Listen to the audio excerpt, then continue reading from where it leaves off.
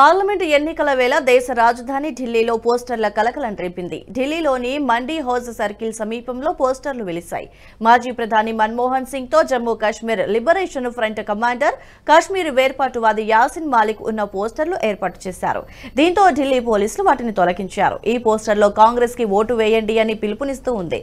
పోస్టర్లో వాక్ స్వాతంత్ర్యానికి మద్దతివ్వటానికి, యాసిన్ మాలిక్ విడుదలకి, ఓట్ ఫర్ డెమోక్రసీ అని రాస్తుంది.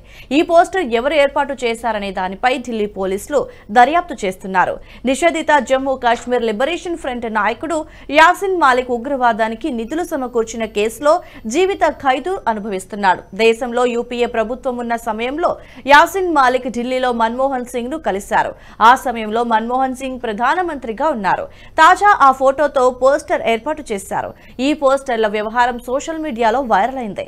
ఈ క్రమంలోనే కాంగ్రెస్ పార్టీపై పలువురు తీవ్ర స్థాయిలో విమర్శలు గుప్పిస్తున్నారు.